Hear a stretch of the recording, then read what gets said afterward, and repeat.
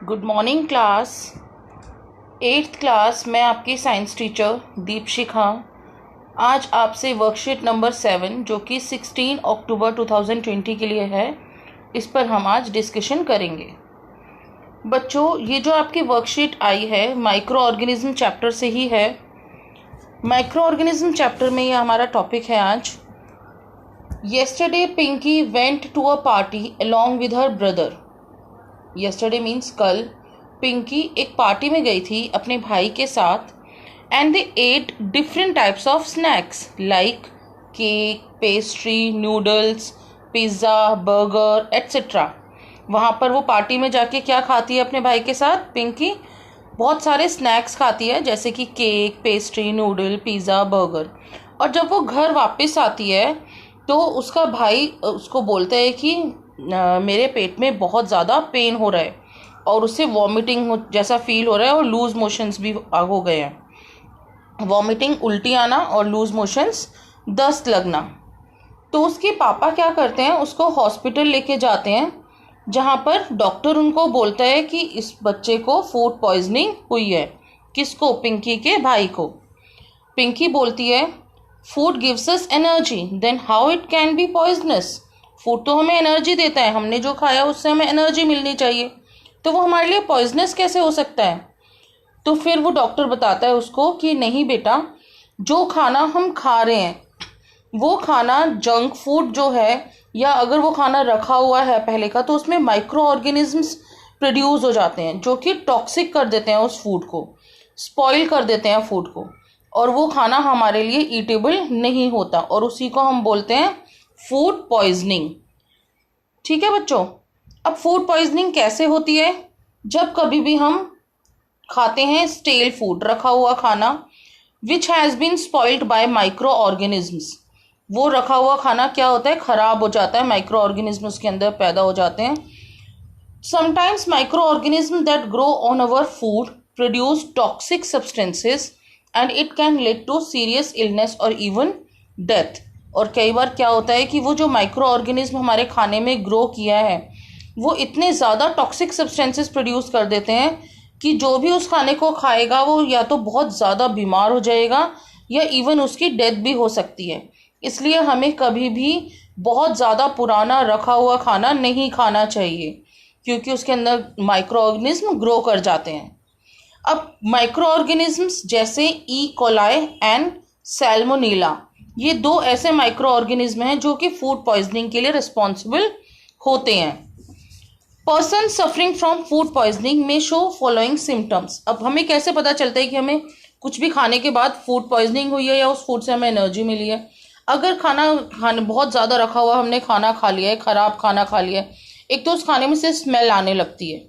ठीक है, वो खाना आपको पहले ही पता चल जाएगा, उसका टेस्ट चेंज हो जाता है, तो वो खाना खाने लायक नहीं होता। और उस खाने को अगर आप फिर भी ज़बरदस्ती खा रहे हैं तो उस खाने को खाने के बाद आप बीमार पड़ जाएंगे, आपको वॉमिटिंग फील होने लगेगी, पेन होने लगेगा स्टमक में, लूज मोशंस हो जाएंगे, आपको लॉस ऑफ हंगर हो जाएगा, भूख नहीं लगेगी, और बहुत हाई फीवर भी हो सकता है।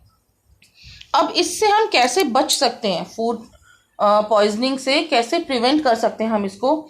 इसके लिए हमें क्या करना चाहिए? हमेशा फ्रेश फूड खाना चाहिए, जो ताज़ा बना हुआ खाना है वो खाना चाहिए, और हमें खाने को हमेशा कवर करके रखना चाहिए और क्लीन बर्तन के अंदर ही रखना चाहिए, क्लीन स्पेस पर रखना चाहिए, ताकि बैक्टीरिया उसमें ग्रो ना कर सके। सेकेंड पॉइंट हो सकता है always wash hands before and after consuming meals. हमें अपने हाथ धोने चाहिए, खाना खाने से पहले भी और खाना खाने के बाद भी। Next point is fruits and vegetables must be washed before use. जब भी आप कोई फ्रूट खा रहे हो, रॉ फ्रूट खा रहे हो, रॉ वेजिटेबल खा रहे हो, जैसे एप्पल या ग्रेप्स हम खा रहे हैं, तो हमें उन्हें हमेशा वॉश करके खाना चाहिए। कभी भी अनवॉश्ड फूड नहीं खाना चाहिए। घर में कोई भी सब्जी बना रहे हैं हम, तो हमें हमेशा उस सब्जी को वॉश करके यूज़ करना चाहिए। Raw vegetables and meat must be cooked properly.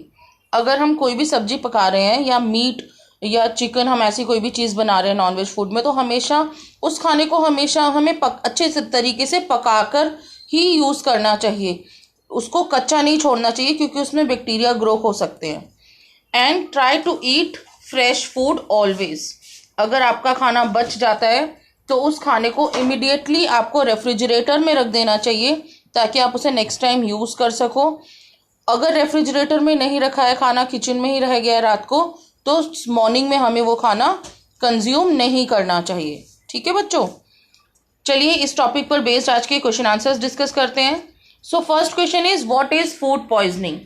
Food poisoning क्या होता है, मैंने आपको बताया, जो माइक्रो ऑर्गेनिज्म प्रोड्यूस करते हैं toxic substances in food, they spoil the food and that food is not eatable. और वो जो खाना नॉट ईटेबल होता है, जिस खाने में माइक्रो ऑर्गेनिज्म ग्रो कर जाते हैं, वही खाना आपका रिस्पॉन्सिबल होता है for food poisoning. Second question is how do organism causes food poisoning. तो यहाँ से आप कॉजेज लिख सकते हैं, ये आपका इस पैराग्राफ में दिया हुआ है। Food poisoning is caused when we eat stale food. यहाँ से आपका हो जाएगा आंसर नंबर 2, इवन डेथ तक। Third question is name 2 microorganism that causes food poisoning. तो ये आपका दोनों क्वेश्चन के आंसर हो जाएंगे। E coli and salmonella are 2 microorganisms that cause food poisoning. This is answer number 3. Question number 4 is write 4 habits that can help us to prevent food poisoning. हमें कोई भी ऐसी 4 हैबिट्स लिखनी है। यहाँ से आप कोई भी 4 हैबिट्स, ये दी हुई है 5, ये आप बता सकते हैं। Question number 4 and last question number 5, write 4 symptoms of food poisoning. तो ये आपके सिम्टम्स दिए हुए हैं, vomiting, pain in stomach, loose motion, loss of hunger and high fever. यहाँ से आप कोई से भी 4 लिख देंगे। तो this is answer number 5। I hope बच्चों आपको ये वर्कशीट अच्छे से क्लियर हो गई है, समझ आ गया है। कोविड-19 चल रहा है, आप हमेशा मास्क पहनकर ही घर से बाहर निकलें, घर पर सेफ रहें, नहीं तो ज़रूरी ना हो घर से बाहर ना जाएं। अपनी हेल्थ का ज़्यादा से ज़्यादा ध्यान रखें, रखा हुआ खाना ना खाएं, आपने हैंड वॉश करते रहें टाइमली। ओके बच्चों, आपकी वर्कशीट यहीं ख़त्म होती है आज की। Bye bye. आई होप आपको क्लियर हो गई हैं सारी चीज़ें। Thanks for watching.